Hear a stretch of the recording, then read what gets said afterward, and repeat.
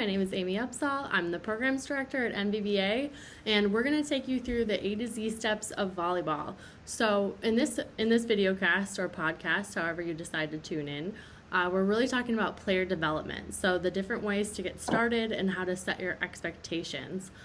Today I have my first guest. She's a full-time coach at NVVA, and her name is Silva. Hey, Mari. Hello. How are you in quarantine? I'm doing good, surviving. Good. Trying to save. Yeah, so I'm really glad that you could join us today. And we'd really like to hear your origin story. Since you're not kind of from this area, everyone starts a little bit different. So tell us a little bit about that. Okay, so let's see if I remember since my first steps. So I think the first time I ever played volleyball, even like for fun, it was with my siblings and my friends back home. We wouldn't even have a net outside. It was just playing like bumping forward and back, playing some different games we had. So that was my first contact with volleyball, just for fun. I never thought I was gonna end up playing volleyball. After that, I think the first time I started practicing with a club, I was either 12 or 13. It was still just for fun. I never thought I was gonna end up playing. It was like practice twice a week, nothing serious, just trying to learn the fundamentals. Everything really simple.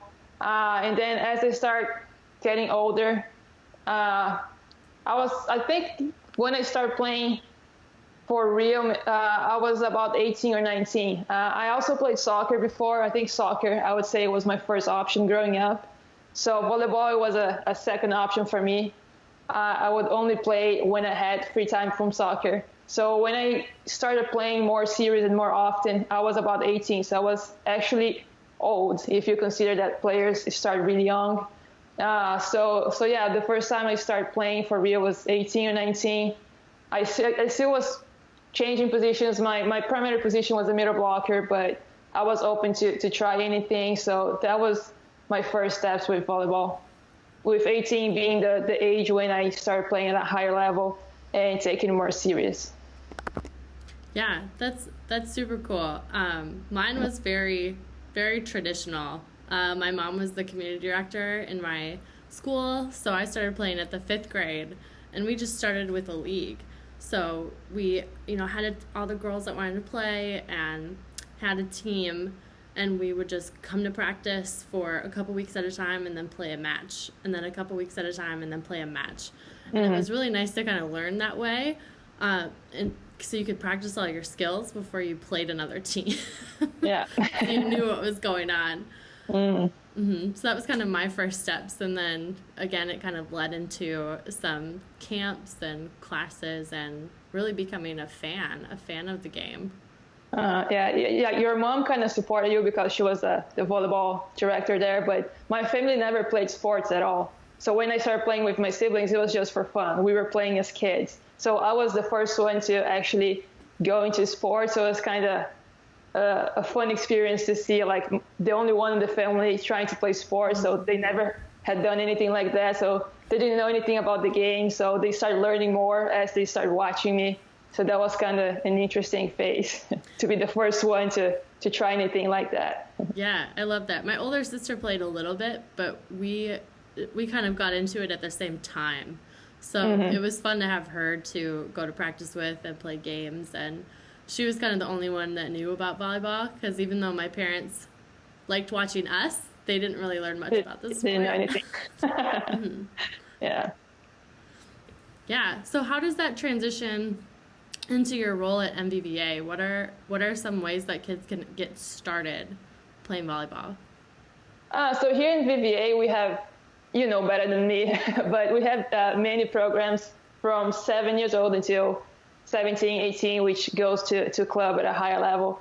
But I think the first two options here is the youth academy and volley juniors, which you find it's still co-ed. You have boys and girls together from 7 to 12 or 13 maybe.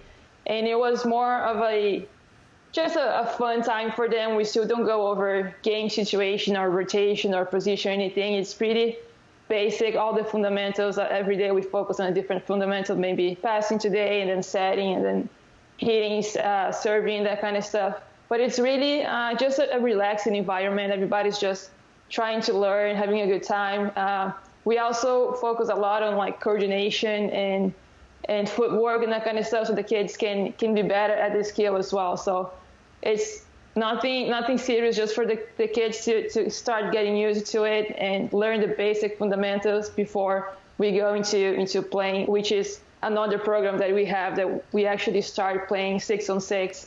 But the very first step is just learning the basic skills, no pressure at all. It's just playing with your kid, with your friends, and going from there. So that's the first step for the kids here. Yeah, I totally agree. From like a overarching program level, I know kind of as the program director, we have to do our research, and every program has a goal and a next step. So some of our beginner classes are just very focused on learning the vocab, your coordination, and kind of your spatial awareness. Because with volleyball, you play 6-on-6 normally. So there's a lot of people around you sometimes, and you just kind of have to teach those things. So the expectations that we always want to set are, they're going to play volleyball, but sometimes if mom and dad are watching, they're not going to be playing a game. They're going to be doing things with, tennis balls, cones, and hoops. But it's really going to help them in the long run. Yeah, especially because if they try to play right away, it's not going to be a good experience for them, because they're going to get frustrated with their mistakes. So I think it's really important to start step by step, and then after they start mastering the skills, we try to put them into a team situation. Yeah, some of my favorite ones of those coordination drills are using the hula hoops, and I'm pretty sure it's like a relay race. And we'll put the hoops down, and they have to go one by one through the hoop.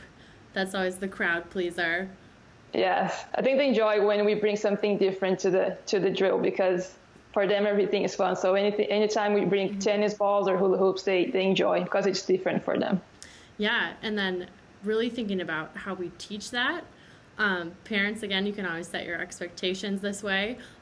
This is really setting up for learning the volleyball skills. So one thing that we like to do is we like to use tennis balls. So the kids will bounce one and catch with one hand, and they'll bounce one and catch with one hand.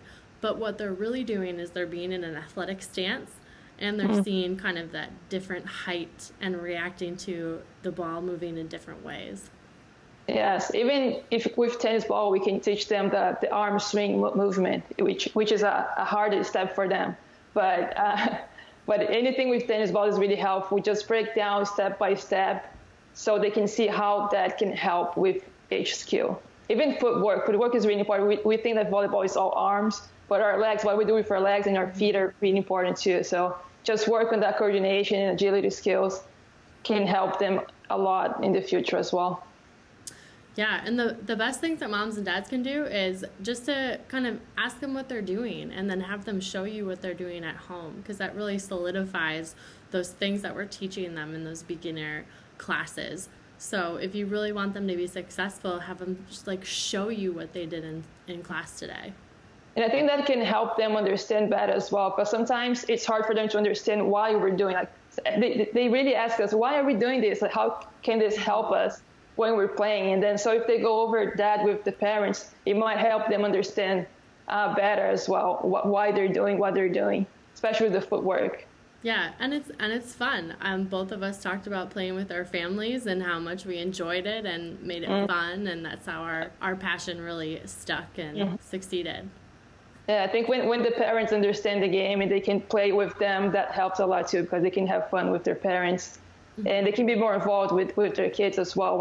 As they get older and start playing, they're going to be able to understand the game better and be more involved with their kids.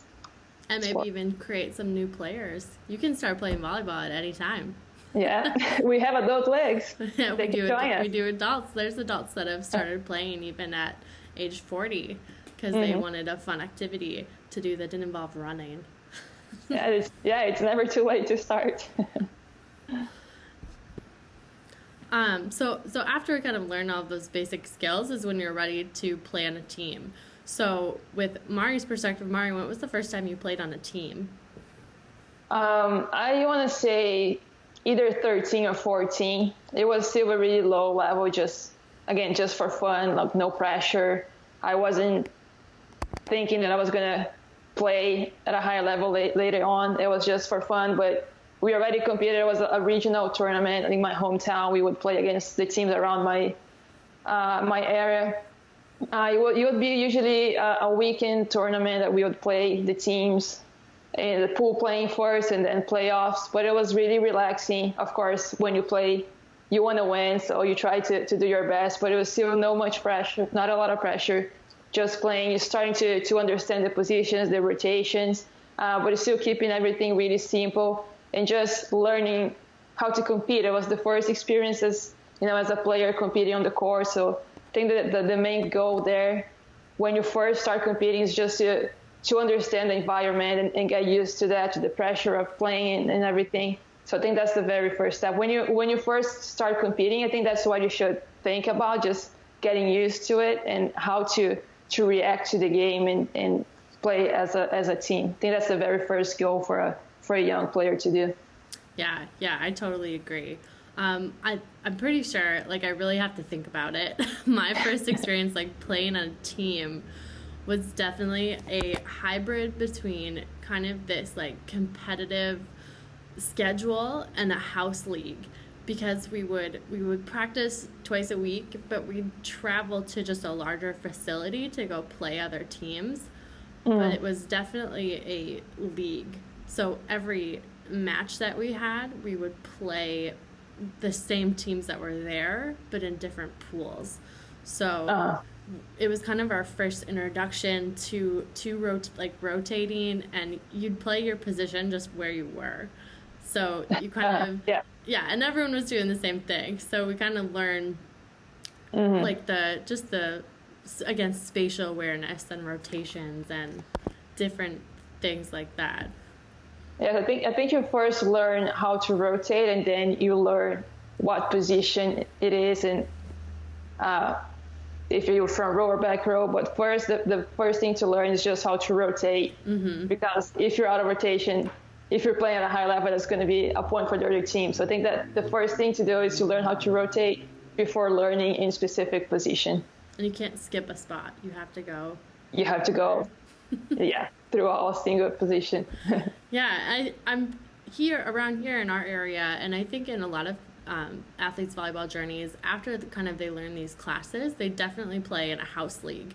NVVA, we support a house league, and what that really means is that it's all in one location. So they would practice and play at the same location, and their coach is usually just an instructor. So they're kind of instructing them on their volleyball skills, but they're not necessarily doing the extra things that a coach would do. Because in house leagues, you kind of have multiple teams in different time frames. Yeah, so for example, in our case here, we have the Galaxy program, and we have 6 teams at the same time, practicing at the same time.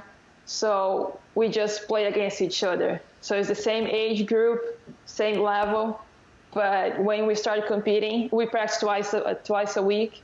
But at the end of the season, which lasts about 2 months, we play a tournament, but it's an in-house tournament, so we play against ourselves. So each team of that program competes against each other in a tournament format. So we play same thing, the pool playing, and then we go into playoffs. But again, it's really, really simple. It's the very first steps for the kids to start competing, just rotating, really simple, just rotating around, no positions, just going through the basics and learn how to communicate as well. Because when you start playing with 5 people on your side, you have to start communicating, and so you don't collide with each other, which happens a lot at the beginning. So again, yes, being aware of the space around yourself and being able to talk to each other and communicate, that's the very first step for our kids here. Yeah, and even communicating by saying, if the ball's not coming to you, saying someone else's name, so saying your teammate's name, so then they get ready to play the ball and maybe feel a little bit more confident too. Yes, that's one thing that the kids do. They only talk if the ball is coming to them. Mm-hmm. So it's important. Like, even if the ball is not coming to you, you're still playing. You're still part of the game. So it's important for you to talk and try to help your teammates as much as you can, because that's gonna be beneficial for your team at the end. Yeah, and I've as programs director, I've talked to a lot of parents, and their thing with house leagues, it's very beneficial to them because they only have to go to one location. They kind of know what happens, especially if they register their athlete in multiple seasons. And they know that they don't have to spend a ton of money on jerseys or traveling or hotels. So it's this nice introduction to this, team environment and this tournament environment before, the athlete decides they want to keep going, or just giving mom and dad a chance to learn the game before they kind of keep going. Yes, I agree. I think that's the very first opportunity for them to compete. And maybe they try and they don't like it and they try another sport. So I think it's a really good opportunity for the kids and the parents to try playing volleyball first and then going from there. If I like it, I keep going, maybe go to a different program at a higher level. If I don't like it, maybe I just stay here to keep playing, because it's important. Even if you don't want to play at a higher level, just being around other kids and exercising, that's a good thing. So maybe from there you can decide where to go, what's the next step. So I think house league is a really important and good first step for the parents and the kids. Yeah, and Mari, I'll talk about the parent perspective, but can you talk a little bit about the player perspective and when a player in a house league kind of knows when they want to be a competitive volleyball player? Mm-hmm. Yeah, so I was going to say that I think Galaxy League was my favorite to coach here, because it's the first time that the kids are competing, so they're learning. But at the same time, there's no pressure because we don't compete outside. We just play among ourselves. So it's a really fun environment to coach, and you see that the kids are having fun because there's no pressure of winning or losing. So they're having fun, at the same time they're learning. So you can tell that maybe the first 2 days the kids are still really shy because nobody knows each other. But after the first week, they already become friends. So it gets way better, like the environment, everybody talks to each other, and they have a lot of fun. So I think towards the end of the season, which lasts 2 months, the kids start to realize if they actually want to keep going, get better. And every time, usually on Fridays, we play scrimmages against the other teams. And they always say, oh, that team is really good, so we want to beat them. So as we go, the kids start getting more competitive and having fun when they're playing. And so that's when you see that the kids are into it and they really want to compete and they have that energy to keep playing. So it's fun to see after every week how they start changing their perspective of the game. They really want to compete after 1 or 2 weeks. Yeah, I've seen the kids like walk past my door and they're just so excited to get into the gym and start. Sometimes they arrive like 45 minutes early to practice, right. And they just have to wait until it's their turn. Yeah, and definitely with moms and dads trying to kind of navigate if it's a new sport or if you want to take the next step, there's some strategies you can implement, and the first one is just to talk to your athlete. So ask them if they're enjoying it, or ask them if they want to try a higher level class. Sometimes these house leagues, you make a lot of little friends, so maybe they just want to stay there and they're comfortable there, or you can kind of push them a little bit into an advanced class where they can kind of try and be challenged in this new way. Another thing to think about, just as the carpooler and the financier of your athlete's career, is if they do want to take the next step, it's going to kind of cost a little bit money to navigate these areas. So figuring out what kinds of teams they want to play on. So you'll want to do your research between whether it's a regional team, a travel team, a national team, checking to see how many practices they have a week, what kind of coach is the coach, have they coached high school, have they coached college, maybe they're a high school student, but just kind of finding those little bits of information so you can figure out if this is the next step you're ready to take. Yes, I agree. I think there's many options out there, and if you go around and you look, you do your research, you're gonna find the right option for your kid. I think it's really important for the parents to talk to their kids before signing them up for a higher program, because maybe the kid is not as interested. Then you're gonna pay a lot of money for that program, and the kid is not gonna be as motivated. So I think the communication between the parents and the kids is really important for the next step. Yeah, and every program at every club or every organization will call their teams different things. So at NVVA, you know, our regional team, they still compete and play in our area, but they do travel in a sense. So it's still a team that will leave the facility and go play somewhere else, but they're not going to play in another, you know, state that's in a different time zone or go to another country. They're still going to have that, you know, competitive aspect. Yes, I think that could be the first step before going to travel. I personally coach a regional team, so we go around our area here with maybe 1.5 hours max. So we play weekend tournaments as well. And I think that's a first step before going to travel, which you're going to probably say the whole weekend playing. So that's a good first feeling for the kids to compete against other teams, maybe outside of our area here. And if they really enjoy and they think they want to keep going, then maybe going to the travel club is the next step. But the regional club is a really good first step for the kids after the house tournament to go into the playing against other teams and other people and experience that competition.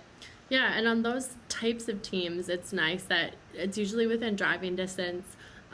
Sometimes they're 2 days, sometimes they're 1 day, but you never have to spend that extra money on a hotel or kind of coordinating all of your travel plans with your family. You can just, you know, mom could take your athlete or dad could take your athlete, and you can go to the tournament and then come back within the same day. Yeah, I think that the regional tournaments are available for everybody to go. So it's not as hard to maybe flying and then stay in a hotel. So the regional tournaments, usually the whole family is there because it's easy for everybody to go and watch the kids. Yeah, and that's probably the best introduction to club volleyball. Again, if you're just getting started or if you're taking that next step outside of a house league. Yeah, I agree. That's a really good first step for the kids. Okay, so kind of looking back on our volleyball journey here, our Volleyball A to Z. So to really get started in volleyball, the first thing you want to do is take a class. So trying to figure out those volleyball skills, figure out that volleyball vocab, just the basic vocab before you go and play on a team. So then, so then when you're ready to play on a team, that's kind of when you will really figure out, is this the path that I want to take? Yeah, I think when you after you learn the basics, then you start competing in a 6-on-6 environment. Then that's when you realize if you want to keep going or if you want to stop and maybe try another sport. Yeah, and then after that is what everyone talks about, right? Club volleyball. So really, you know, after you learn your skills and you play on a team and maybe play on a house league, then you want to start looking into those kind of travel teams, not necessarily travel level, but those teams that will go compete against other areas of maybe your state or in your region. Yeah, I think that's the very first step after you realize you want to play. And maybe after you compete against other people, you realize that maybe that's not what you want to do. So I think that's a really good experience to before going to even a higher level when you start flying and staying weekends away. Yeah, and definitely the age to access all this is at different levels. Like, Mari, when you were talking about that you kind of got started a little bit later, I got started a little bit earlier. There's always options for the different ages to start playing this sport. Mm-hmm. Yes, even for club teams, we have 12. So maybe you're really young, but you already know that you want to compete. So you can already go to that level and start traveling. Even if it's closer to your place, you can still play against other teams. Yeah, and there's definitely those house leagues or those recreational leagues where you can you can start playing whether it's 12 to 18. So you can really get started at any time in your career. Yes, I always say that the sooner the better, but at the same time, it's never too late to start. If you're 18 and you're just now starting to like the sports, there's no reason to not try. That was my case. That was my case. All right. Well, thanks, Miss Mari, or Coach Mari, for your time. Happy Monday. Enjoy Happy Monday. the rest of your day. And we always say, now that we're in quarantine, we're still going to volley on. We're going to find ways to play when we're all out of this. Volleyball will be back. So, yes. Thank you for having me. Hope you guys enjoyed it. All right. Bye. Bye.